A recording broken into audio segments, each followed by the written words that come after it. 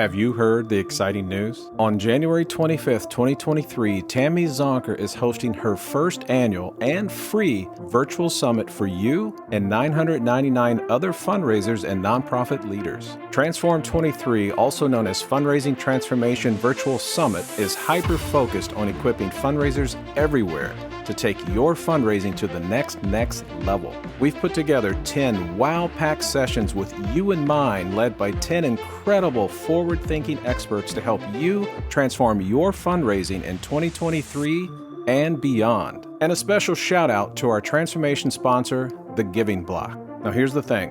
While it's free for you to attend, spots are limited. So go to fundraisingtransform.com/transform23 and save your spot now.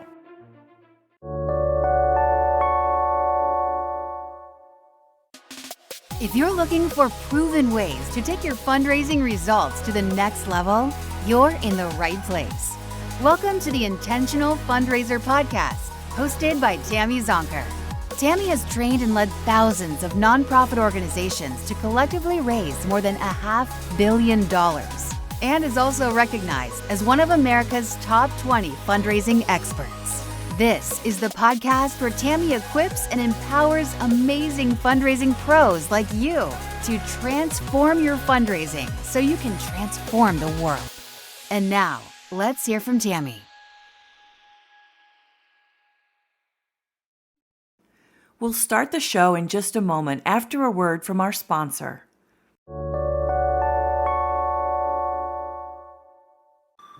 Support for this show is brought to you by our friends at Bloomerang. Bloomerang offers donor management and online fundraising software that helps small to medium nonprofits, just like First Tee of Greater Akron, a nonprofit that empowers kids and teens through the game of golf. After just 1 year with Bloomerang, First Tee of Greater Akron doubled their unique donors, improved donor stewardship, and raised more funds. Keep listening to hear how they did it, or visit bloomerang.com/intentional to learn more. Again, that's bloomerang.com/intentional.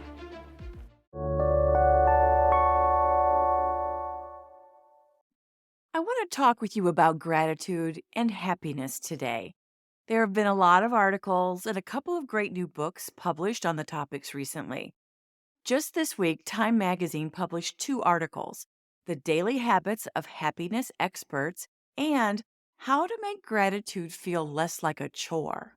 At the start of this new year, just about a week and a half ago, the New York Times issued a 7-day happiness challenge to kick off the new year. Subscribers to their wellness e-newsletter were invited to sign up for a challenge. They sent 1 exercise a day to your inbox to cultivate happiness.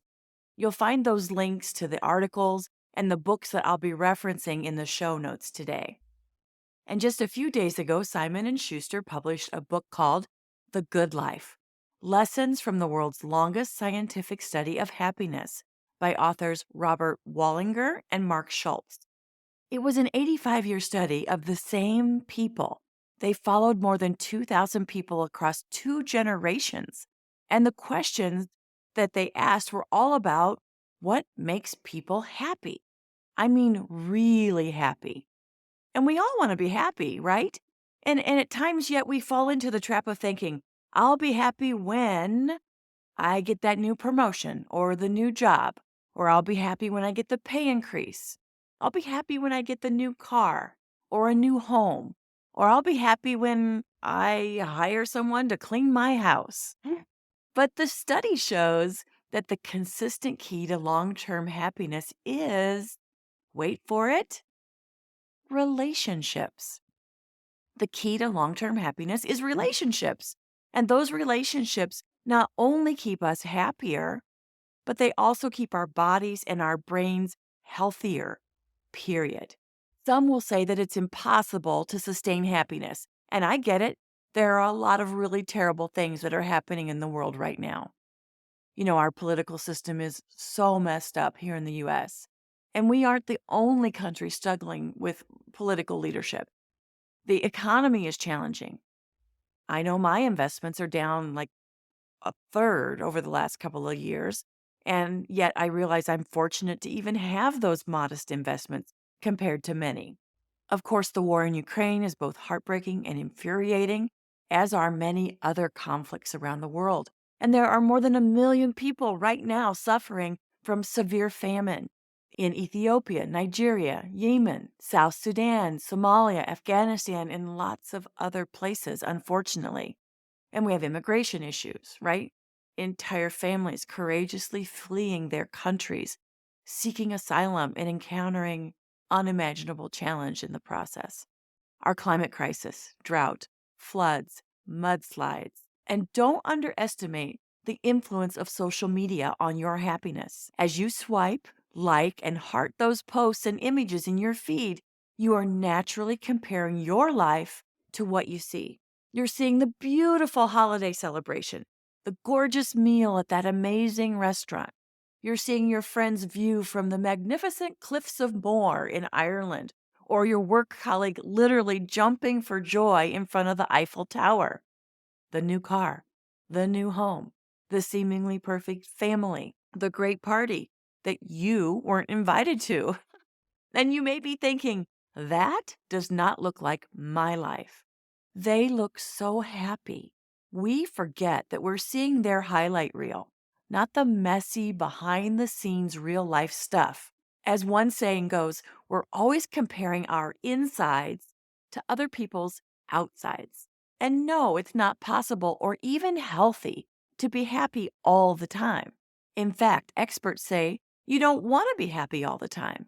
That can be an indicator that you're suppressing your sadness or your anger or disappointment or your loneliness or grief. We need to feel our feelings and find mechanisms for moving through those feelings as healthy human beings. It's when we linger there, it's when we get stuck that we can encounter depression and anxiety and a whole host of emotional challenges and disease. I have spent decades training and fundraising for mental and behavioral health organizations, but I am not a therapist or a mental or behavioral health clinician. But I do know that when we get stuck in that place, it can be debilitating and, frankly, dangerous. That's when we need to seek the help from professionals. And thankfully, the stigma associated with mental and behavioral health is decreasing bit by bit, and awareness is increasing that mental and behavioral health is every bit as important and necessary as physical health care. But we do have a long way to go. Back to the lessons from the world's longest scientific study of happiness. What did they learn that can help us and the people that we care about be happier and healthier? Interestingly, the study set out to study human health by investigating not what makes people sick, but what makes people thrive. As an example, in 2007, researchers asked millennials about their most important life goals. 76% said that becoming rich was their number one goal, and 50%, half of them, said that their goal was to become famous. A decade later, as those same people gained more lived experience as adults, they were asked the same question. Fame was much lower on the list. Making money remained high, plus having a successful career and becoming debt-free were among their top goals, right? All those student loans. In other words, our definition of success and happiness changes throughout the seasons of our lives. So going back all the way to the 30s, earlier when the study really just began, those early participants in the study, like this man named Henry, who they told his story so beautifully. So Henry, whose parents agreed for his participation in the study when he was just 14 years old, living in Boston in a neighborhood defined by poverty, in an old rundown tenement with no running water. So fast forward, Henry was still in the study when he married his wife Rosa in 1954. And then later, in 2002, Rosa would join the study, to which she said, "It's about time." I think I would have liked Rosa. In their lifetime, they raised 5 children and lived a modest life in Grand Rapids, Michigan, where Henry worked in manufacturing. In Henry and Rosa's 80s, the researchers asked what was their biggest fear.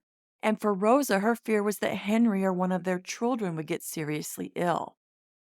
For Henry, his biggest fear was that Rosa would die before him. The thought of living without her was unbearable. His biggest fear came true a few months later when Rosa passed. Henry followed her within 6 weeks. And we hear those stories often when spouses and partners pass consecutively within a short period of time because we thrive in happy, healthy relationships and we suffer outside of those healthy, happy relationships. So, by way of comparison, in the spring of our adult life, we often define success by money and fame. In the summer and early fall seasons of our life, we define success by money and career success. But by the mid fall and the winter seasons of our life, relationships are how we typically define success, according to the research. Reading and processing these findings has me really beg the question, what if we understood and embraced the importance of relationships much earlier in life? What would be the impact on lifetime happiness, mental and emotional, and even physical health? Yes, economic factors, race, sexual orientation, cultural biases, health, psychological factors, those things all influence quality of life and overall happiness. But relationships still remain the top factor according to this 84-year study. We just don't recognize and embrace the value of relationships until much later in life. Experts say that positive relationships make us feel safe. Social relationships give us a sense of belonging. Working or volunteering with others towards shared goals or visions and values give us feelings of purpose. And human connection impacts our overall well-being. Just think about that connection.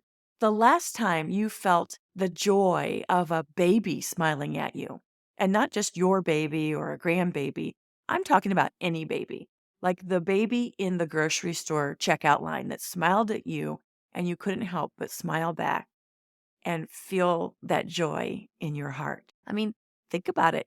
Even in prison, what's the highest form of punishment for inmates? Solitary confinement. We need human connection to be happy, even in the harshest of environments. So, what are some of the research based recommendations that the Good Life authors make to strengthen relationships so we can all become happier? I'll share a couple, but if you're really sparked by this conversation, get the book. And we've included a link to that book on Amazon in the show notes. The exercises and tactics they share in the book can apply both in our personal relationships with family and friends, but my fundraising friends, they also apply to relationships in our work, with our donors, with our volunteers and board members and colleagues. So here's one of the exercises that I want to bring forth. And take notes. I literally would love for you to do a couple of these exercises as a follow on after this podcast episode. So, first, get out a piece of paper and make a list of your closest friends and relatives, or even a list of donors or volunteers that you have relationships with. And ask yourself, what is the quality of these relationships? How do they make you feel? How often does that happen? Does this relationship energize you, or do you find that it's depleting? Do those connections happen frequently or infrequently? Notice the relationships that you are most grateful for. Would it increase your happiness to connect with some of those people on your list more frequently? Do you need to minimize the frequency or duration of connections with others? Would doing so increase your happiness? If this is a donor relationship and it's depleting you and likely them, maybe they should be transitioned to someone else's portfolio, someone who does connect with them better. Like the t-shirt says, I'm not for everyone, and neither are you. Another exercise from the Good Life authors is to distinguish sources of support in your life. Now, this is perfect for you spreadsheet lovers, or we can do the analog version, get out a piece of paper, make a list of the people you have relationships that have the greatest impact on you. Beside each name, create 8 columns. Label each column with these words. The first one, safety and security. Next, learning and growth. Emotional closeness and confiding. Identity, affirmation, and shared experience. Next, romantic intimacy. Next, help, both practical and informational. Maybe this is a mentor or a great resource that you go to when you need very practical support or feedback on a question about ethics or practice. And then the last two columns, I want the one to be fun and relaxation, and then just a other category. And you can label this however it serves you. We'll be right back after a word from our sponsor.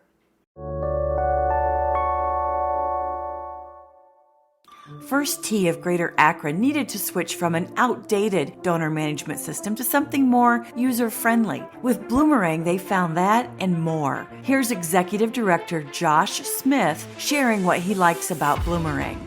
We love Bloomerang because it's very user-friendly.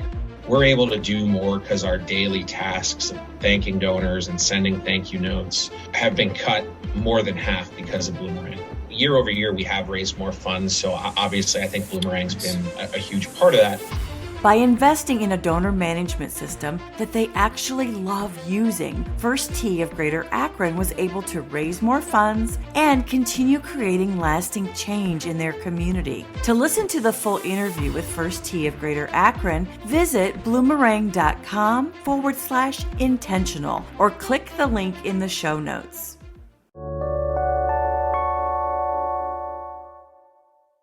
For each individual on your list, check the columns for the type of support they provide in your life. And I want to normalize not every name listed will check every box. Notice which people check fewer boxes or no boxes. Notice those gems who check a lot of boxes. If you added donors and volunteers to your list, you could change the column labels to be more appropriately aligned with the nature of their relationship to you and your organization. For example, they're obviously not going to have a box for intimacy and romance. Based on those checked boxes, where might you give more attention to increase your level of happiness and theirs too?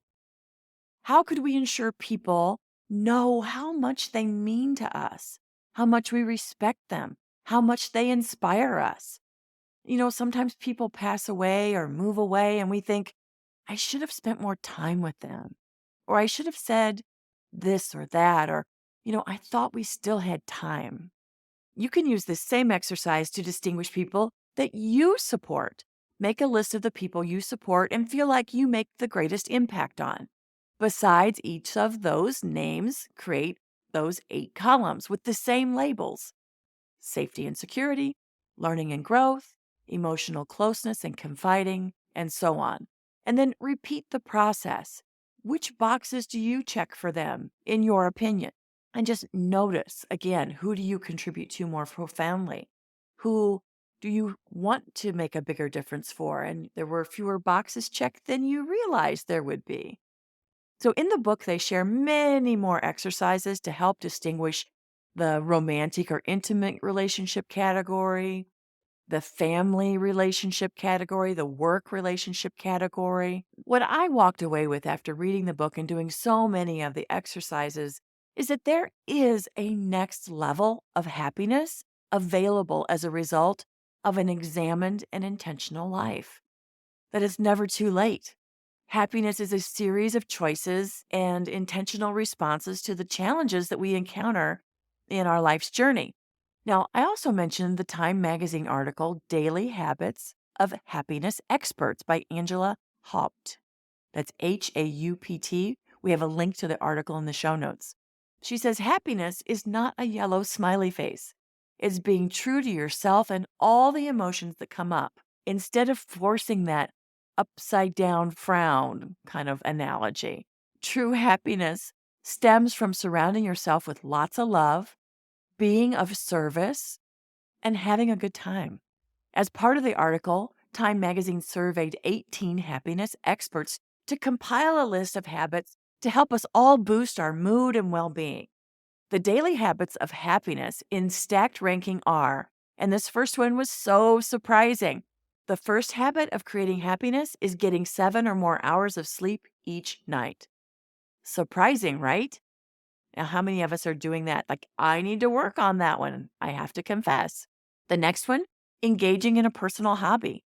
Maybe that's art or writing or poetry or music or cooking or gaming. Whatever your personal hobby is, spending consistent time in that hobby increases your happiness. Exercising or playing sports increases happiness. Spending time in nature. And I have to say, I do work with some nature conservancy, some land preservation organizations. And as I interview their donors and supporters and board members as a part of my fundraising effectiveness assessment process, spending time in nature for them is spiritual.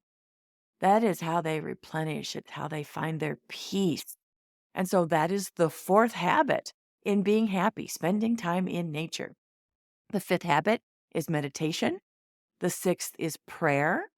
The seventh is spending time with friends outside the office or professional setting. So this could be connecting over a cup of coffee or grabbing lunch or volunteering as a group. And the eighth habit of happy people is spending time with family outside of the household. So again, this could be dinner out, an adventure, like going to a museum or a library, maybe a day trip to a concert or a sporting event, or just a great hike at that nature preserve or the park. Now, all this connection might sound great, but you could be thinking, Tammy, let's get real. Who has time for all that sleeping? Or I don't have time for a hobby. Simply scheduling time with friends and family, that alone sounds exhausting. So, in the Time Magazine article, How to Make Gratitude Feel Less Like a Chore, I think they give us some solutions to I don't have enough time. They say practicing gratitude cures much of what ails us.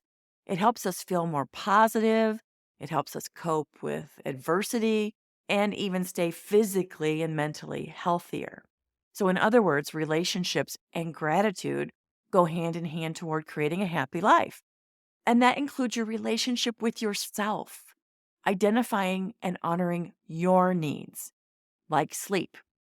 And maybe you could go to bed just 1 hour earlier than normal, or begin a nighttime ritual of turning off the screens an hour before bedtime, drinking a cup of caffeine-free tea, or flavored water, or using an essential oil diffuser with some relaxing lavender oil, right? So, what are the processes or the habits that could help you ease into more sleep? Maybe for you, prioritizing your relationships with yourself means moving your body 20 minutes a day or more, 4 or 5 times a week.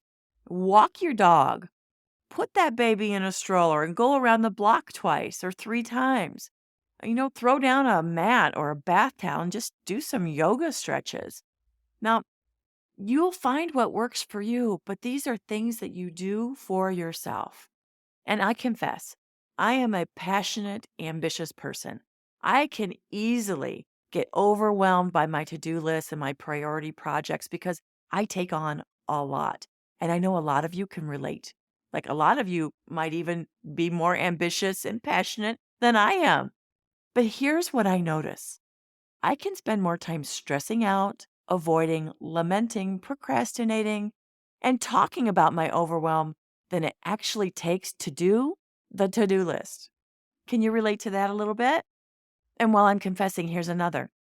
I may go to bed at my goal bedtime, but I might lay there scrolling social media for an hour.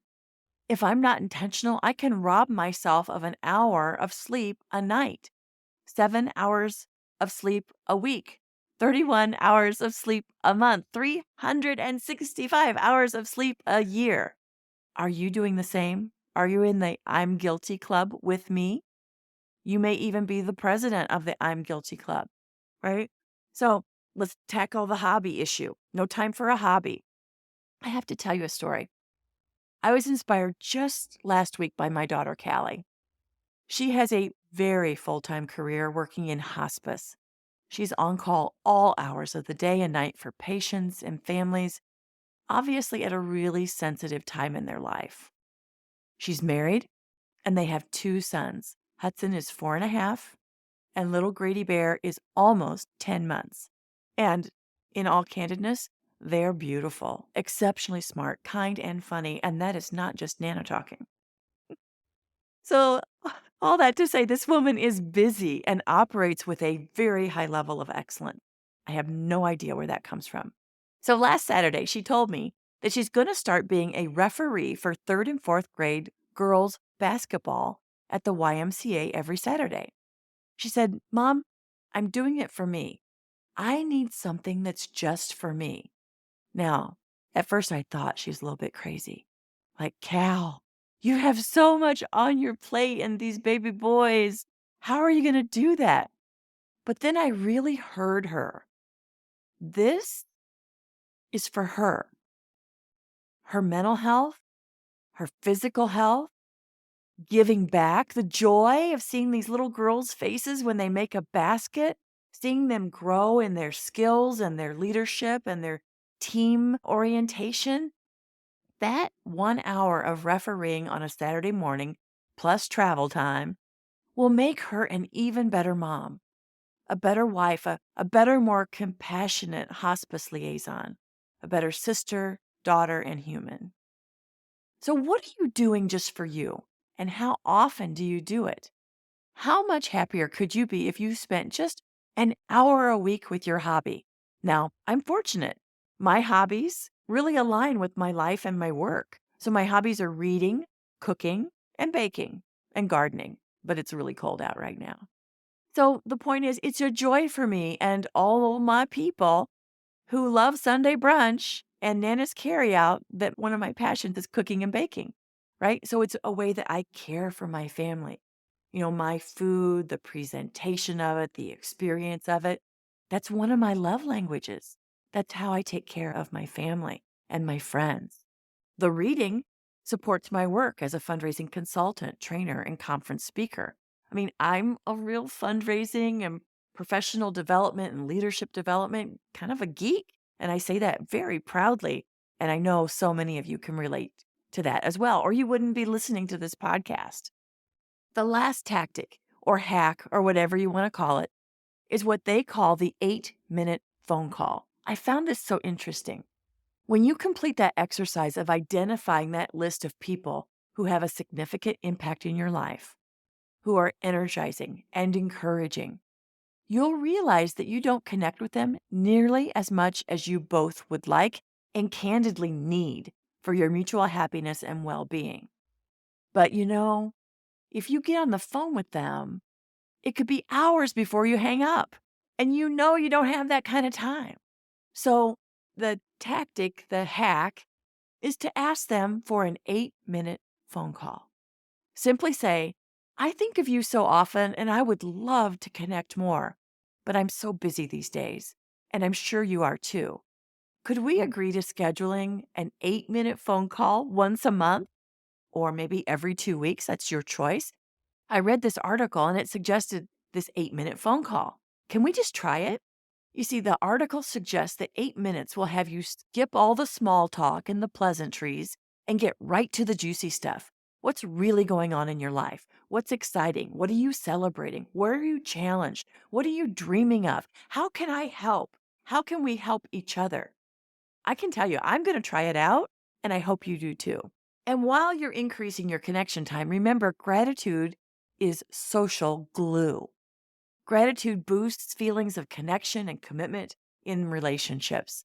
So tell your special people how you feel about them, how they make a difference in your life, how they inspire you. Fundraising friends, do the same with your donors and tell them, in addition to how you feel about them and how they inspire you, tell them how they make a difference in your community and with the people who participate in your programs, with your students, your patients, whomever you're serving. You know this, but consistently doing this requires intention and commitment.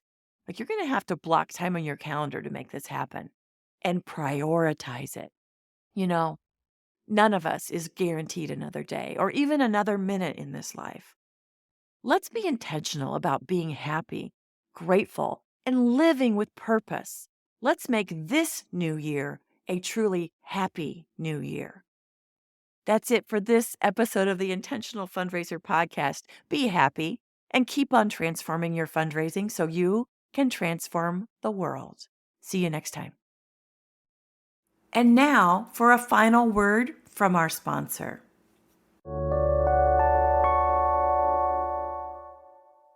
Thank you to our friends at Bloomerang for supporting this episode. If you'd like to learn more about how Bloomerang can help your nonprofit acquire, retain, and engage donors, or learn how First Tee of Greater Akron doubled their unique donors, improved donor stewardship, and raised more funds in the first year with Bloomerang, head over to bloomerang.com/intentional or click the link in the show notes.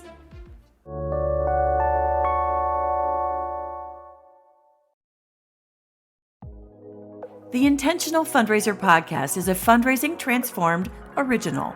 It's hosted by me, Tammy Zonker, founder and president of Fundraising Transformed, where we help equip and empower fundraisers, nonprofit leaders, and board members to transform their fundraising so they can transform the world. Visit fundraisingtransformed.com/podcast to subscribe to this podcast. And subscribe to my newsletter to get fundraising lessons, tools, and helpful resources delivered straight to your inbox each month. If you want my help with taking your fundraising to the next level, become a member of my Fundraising Transformers community as a growth member and join me live each month where I'll teach you the same strategies I use to lead, train, and coach thousands of nonprofits, social service organizations, healthcare foundations, private schools, colleges, and universities to collectively raise more than $500 million, including a single gift of $27.1 million. As a member, you can participate in my Ask Me Anything sessions every month and get answers to your burning questions. Chat with other growth members inside our private and safe online community about what you're working on, struggling with, and share lessons learned. And get instant access to my growing library of on-demand self-paced training classes. New content is added every single month. Learn more about becoming a member at fundraisingtransform.com/growth. Talk soon.